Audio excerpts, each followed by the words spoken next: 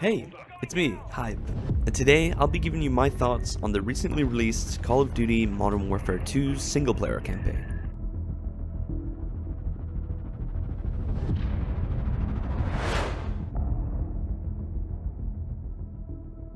Modern Warfare 2 sees the return of both Captain Price and Captain So, this time in a globe-trotting campaign set in a bunch of different locations. I think the locations are the standout for the campaign for me. Each mission area in the game feels distinct from each other, and I appreciated the nuances that they all had. Amsterdam specifically blew me away in terms of graphical fidelity, even if the mission was rather brief. Another standout were the vast, wet landscapes of northern Spain. The visuals really did complement the gameplay in a big way. Speaking of gameplay, Modern Warfare 2 feels a lot slower paced and deliberate, but not in a bad way. Oftentimes, you're quietly breaching houses, preparing for a new enemy to be right around the corner. Other times, you'd be hiding in the grass as a patrol would walk right past you. Everything seems to have a purpose, and I really enjoyed that. Now, that's not to say that the campaign doesn't have its fair share of high adrenaline set pieces or larger scale firefights. They're here as well. I just feel like the slower paced stuff was much more enjoyable. Now, I'm not going to touch too much on the story since the campaign is rather short, clocking in at around 6 hours, but I will mention that the cutscenes and characters had a little more depth than I originally thought.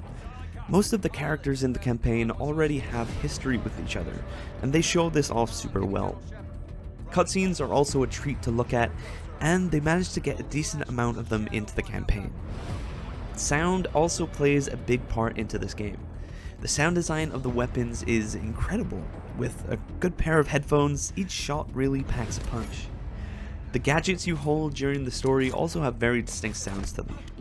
The C4 in particular is a standout in terms of sound.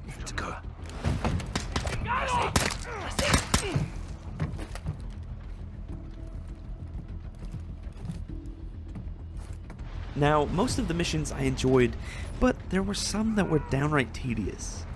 Two missions in particular that stand out to me were an airstrike mission that bombards you with ground targets and spams anti-air enemies, as well as a mission where you're chasing a convoy in a vehicle, but you're both driving and shooting at the same time, which made it super hard to aim.